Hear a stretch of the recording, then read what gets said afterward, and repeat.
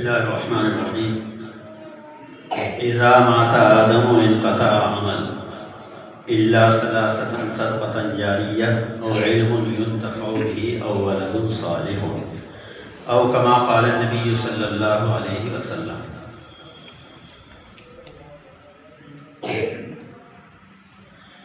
مٹھیوں میں خاک لے کر دوست آئے وقت دفن، مٹھیوں میں خاک لے کر دوست آئے وقت دفن، زندگی بھر کی محبت کا صلہ دینے لگے۔ گرامی قدر حضرات اور برادران اسلام اور معزز سامعین کرام اور عزیز طلباء، ابھی کل پرسوں جمعرات کے روز بعد نماز مغرب ڈنڈولی کھیڑا میں ایک مدرسہ ہے جمال القرآن، وہاں ہمارے محترم جناب مولانا مفتی عطاء الرحمان صاحب بیان فرما رہے تھے، اور بیان کرنے کے بعد اتفاق سے ہم بھی پہنچ گئے تو حضرت مولانا مفتی عطاء الرحمان صاحب نے ہمیں مدعو کیا اور کہا کہ حضرت مولانا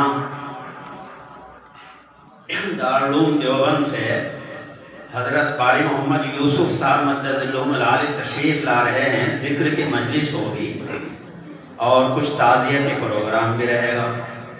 بہرحال مولانا کی دعوت کے اوپر لبیک کہا اور ارادہ کیا، خدا نے اس کی تکمیل فرمائی اور یہاں تک آپ کے بیچ میں آنا ہوا۔ مولانا کا حکم بھی تھا، اور پھر اس سے بھی بڑھ کر بات یہ ہے کہ ہمارے حضرت الشاہ عبدالستار صاحب رحمہ اللہ وہ ہم سے بڑا پیار کرتے تھے، محبت کرتے تھے۔ ہم چھوٹے چھوٹے تھے، یہاں کاشف العلوم میں پڑھا کرتے تھے، تو حضرت شاہ عبدالستار صاحب کوئی دن ایسا جاتا ہوگا کہ وہ وہاں حاضری نہ دیتے ہوں۔ ایک زمانہ تھا حضرت مولانا شریف احمد صاحب رحمۃ اللہ علیہ کا اور حضرت حافظ عبدالستار صاحب رحمۃ اللہ علیہ کا، یہ دونوں حضرات دہرادون اور اسی طریقے سے اس علاقے میں جایا کرتے تھے۔ حضرت حافظ عبدالستار صاحب دعا فرماتے، حضرت مولانا شریف احمد صاحب رحمۃ اللہ علیہ بیان فرماتے، تو بڑا اصلاحی کام کیا کرتے تھے۔ تو اس وقت ہم یہاں کاشف العلوم میں پڑھا کرتے تھے۔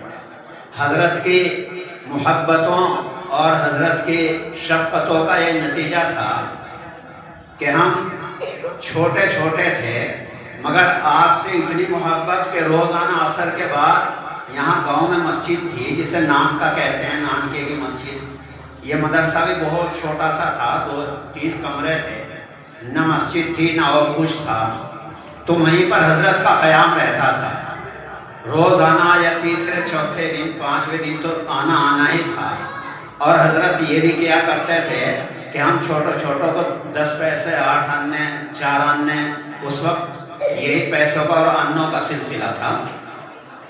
بہرحال حضرت کی اتنی شفقت ہے کہ آپ روزانہ کاشف العلوم جاتے ہیں، اور حضرت مولانا شریف احمد صاحب رحمۃ اللہ علیہ کے ساتھ آپ ناشتہ کیا کرتے تھے، اور ناشتہ کیسا بھی ہو، کوئی بھی کھانا ہو، رزق جیسا بھی ہو، ہر ایک رزق کا احترام کرتے تھے۔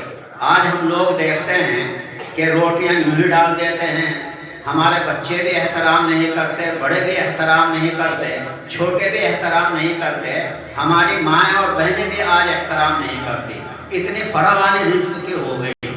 ورنہ پہلے ہماری مائیں جو کہا کرتے تھے، اگر نمک بھی نیچے گر گیا کہ یہ نمک پلکوں سے چگنا پڑے گا، بچوں کو اتنی ترغیب دلاتی تھی، ایسی تربیت کیا کرتی تھی۔ مگر آج یہ ہو گیا کہ اللہ نے اتنی فراوانی دی ہے، اتنا رزق دے دیا ہے کہ ہم سے اس کی قدردانی نہیں ہو رہی، ناقدری کرتے ہیں۔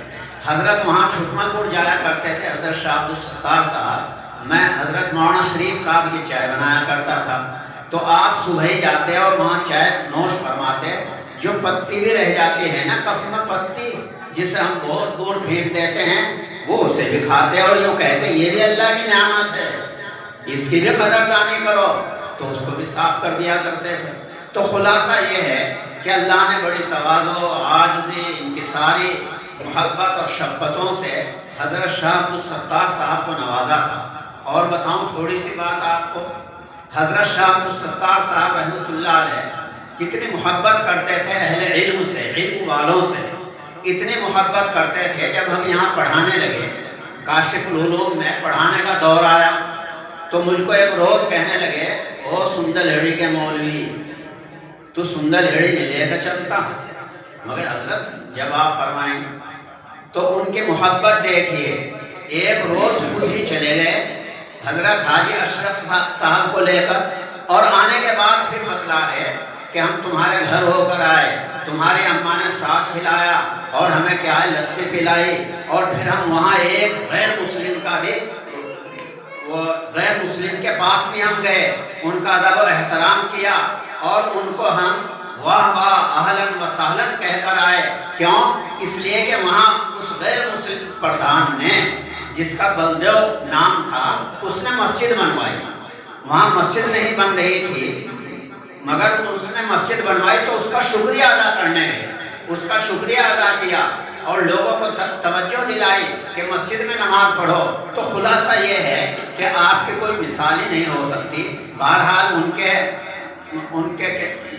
پوتے اور کیا پڑ پوتے ہمارے مفتی عطاء الرحمن صاحب کوئی بات ہمیں کہیں اور ہم اس کو یوں ہی ٹال دیں، یہ اچھا نہیں۔ بہرحال آپ کی دعوت کے اوپر آپ کے بیچ میں یہاں آنا ہوا، الحمدللہ حضرت قاری صاحب کی تلاوت سنی، اور تلاوت سب سے بڑی چیز ہے، تلاوت سے بڑھ کر کچھ نہیں، اس قرآن سے بڑھ کر کچھ نہیں۔ قرآن کے اندر ساری چیزیں ہیں، قرآن میں ذکر بھی ہے، قرآن میں فکر بھی ہے، قرآن میں شکر بھی ہے، ساری چیزیں اس قرآن کے اندر موجود ہیں۔ اس لیے کہ جب قرآن پڑھا جاتا ہے تو فرشتے اوپر سے آتے ہیں، آسمانوں سے اترتے ہیں، اور پھر فرشتے اللہ کو جا کر بتاتے ہیں فلاں جگہ قرآن پڑھا جا رہا ہے۔ ایک دفعہ ایک صحابی قرآن پڑھ رہے ہیں، اور قرآن جب پڑھ رہے ہیں تو نماز میں قرآن پڑھنا شروع کیا، عشاء کے بعد شروع کیا یا تہجد میں شروع کیا، تو وہاں پر ایک چھوٹا بچہ بھی لیٹا ہوا تھا اور ایک وہاں پر گھوڑا بندھا ہوا تھا۔ تو جب وہ صحابی قرآن پڑھ رہے تھے، زور زور سے قرآن پڑھنے لگے، نماز نوافل میں زور سے بھی پڑھا جا سکتا ہے، جب زور سے پڑھنے لگے تو وہ گھوڑا بھڑکنے لگا، تو ان صحابی کو یہ ڈر ہوا کہیں ایسا نہ ہو یہ گھوڑا بھڑک کر، اور بچہ چھوٹا سا پڑا ہوا ہے، یہ چارپائی کے اوپر چلا جائے اور بچے کو مار دے۔ تو وہ پھر آہستہ پڑھنے لگ جاتے، پھر جوش آتا، پھر زور سے پڑھتے، پھر گھوڑا بھی دبتا، اسی طرح ہوتا رہا۔ جب صبح ہوئی، فجر کا وقت ہوا، فجر کی اذان کا وقت ہوا، تو دیکھا ان صحابی نے کہ نیچے سے اوپر روشنی جا رہی ہے، نیچے سے اوپر روشنی جا رہی ہے۔ تو صبح کو اللہ کے نبی کی مجلس میں گئے، اللہ کے نبی کی مجلس میں جا کر ذکر کیا، اے اللہ کے رسول، رات ایسا ایسا واقعہ پیش آیا، ہم قرآن پڑھ رہے تھے، قرآن پڑھتے وقت ایک گھوڑا بھی دبتا تھا، مگر ہمیں ڈر لگتا تھا کہ بچہ پڑا ہوا ہے، کہیں اس کو تکلیف نہ ہو جائے۔ پھر ہم آہستہ پڑھنے لگ جاتے تھے، پھر زور سے پڑھنے لگ جاتے تھے۔ صبح کو دیکھا کہ نیچے سے اوپر روشنی جا رہی ہے۔ اللہ کے رسول نے فرمایا کہ اگر تم پڑھتے رہتے تو آج فرشتے تم سے ملاقات کرتے، وہ فرشتے تھے جو جا رہے تھے۔ تو بہرحال خلاصہ یہ ہے کہ یہ قرآن تو بڑا ہی عجیب کلام ہے۔ ہمارے حضرت قاری صاحب پڑھ رہے تھے، کیا مزہ آ رہا تھا، تلاوت ہو رہی تھی۔ اللہ بھی اس قرآن کے پڑھنے کے اور سننے کے مشتاق رہتے ہیں۔ جب قرآن پڑھا جاتا ہے تو اللہ بھی مشتاق رہتے ہیں کہ میں قرآن سنوں، اس سے بڑی کوئی کتاب نہیں، اس سے بڑا کوئی کلام نہیں۔ چنانچہ ابی بن کعب ایک صحابی ہیں، اجلہ صحابہ میں سے ہیں، ابی بن کعب کہتے ہیں کہ ایک دفعہ اللہ کے رسول نے مجھ سے کہا، اے ابی بن کعب مجھے قرآن سناؤ اور سورہ بینہ سناؤ۔ اللہ نے کہا ہے کہ سورہ بینہ سنو۔ تو حضرت ابی بن کعب نے کہا، اے اللہ کے رسول، کیا اللہ نے میرا نام لیا ہے؟ اسمانی اللہ، کیا اللہ نے میرا نام لے کر کہا ہے؟ اللہ کے رسول نے فرمایا، نام اللہ سما کا، کہ ہاں اللہ نے تیرا نام لے کر کہا ہے کہ اسے کہو ابی ابن کعب کو قرآن پڑھے، میں بھی سنوں گا اور میرا محبوب بھی سنے گا، یعنی محمد عربی صلی اللہ علیہ وسلم بھی سنیں گے۔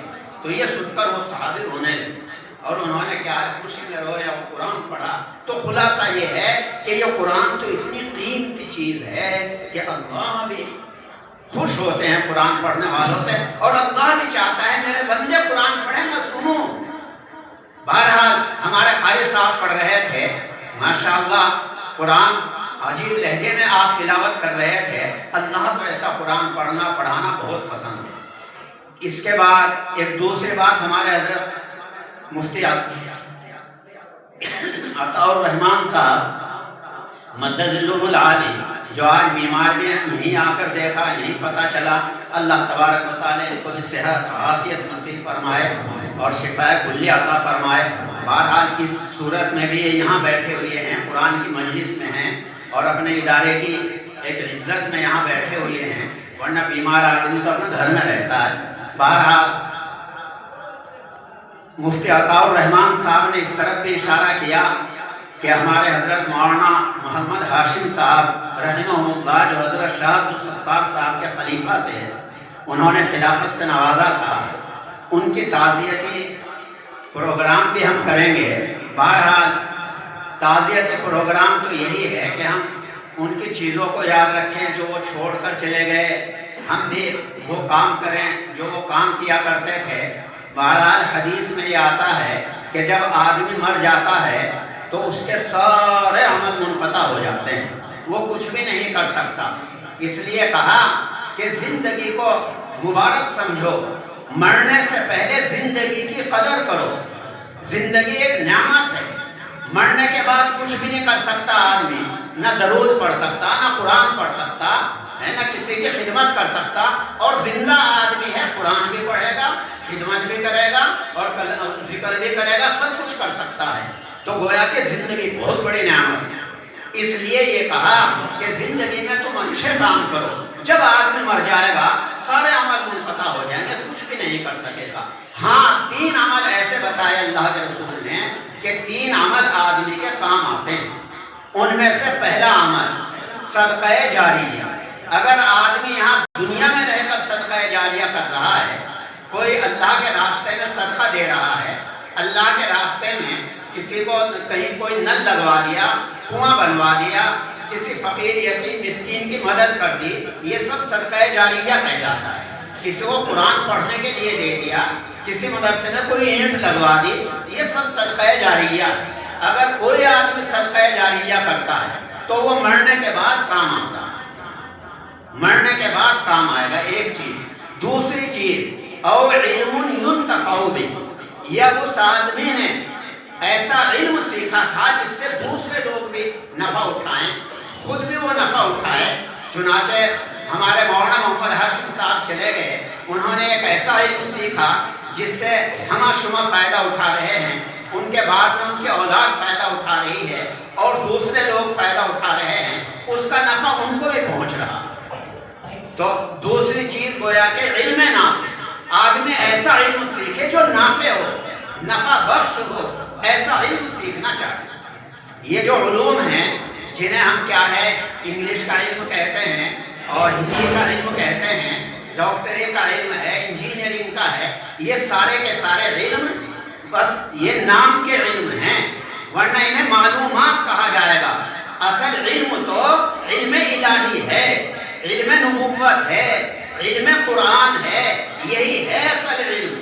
دیکھو آپ کتنے ہی کیا ہے کوئی بڑا ڈاکٹر ہو جائے، کتنا ہی بڑا آفیسر ہو جائے، کتنا ہی بڑا کوئی انجینئر ہو، کتنا ہی بڑا کوئی کلکٹر ہو، آپ اسے کہو کہ بھائی آپ کو کوئی عالم بھی کہتا ہے، سب کہیں گے نا عالم کوئی نہیں کہتا ہے۔ عالم تو صرف اسے ہی کہا جائے گا جو اس علم کو سیکھے گا، علم نبوت کو سیکھے گا۔ بہرحال وہ علم نبوت کے ساتھ دنیا سے گئے، اس علم کا انہیں فائدہ ہوگا، اس علم سے نفع ملے گا، ان کی قبر میں روشنی ہوگی۔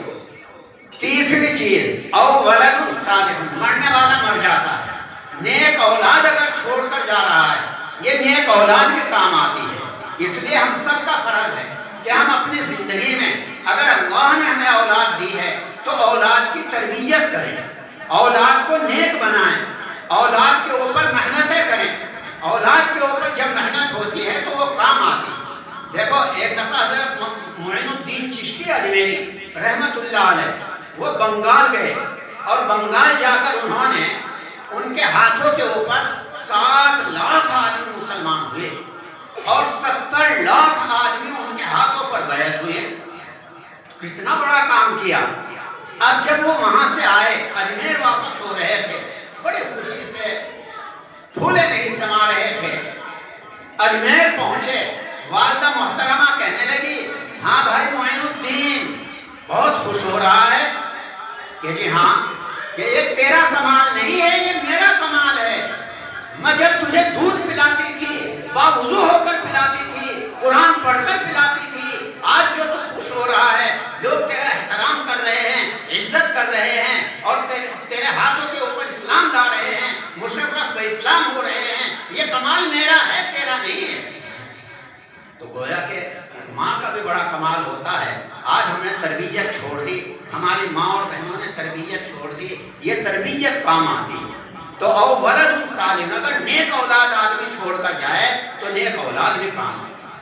جیسے حضرت مولانا ہاشم صاحب بہرحال ایک حافظ قرآن چھوڑ گئے، ایک اور حافظ قرآن، ایک ان کے قاری قرآن ہیں، یہی کاشف القلوب میں پڑھاتے ہیں، ایک دربان کے ہیں جس کو قرآن میں رابط سے تعبیر کیا ہے، جیسے جہاد فی سبیل اللہ مجاہد کا مرتبہ ہوتا ہے، ایسا کیا ہے مرابط اور دربان کا بھی مرتبہ ہوتا ہے۔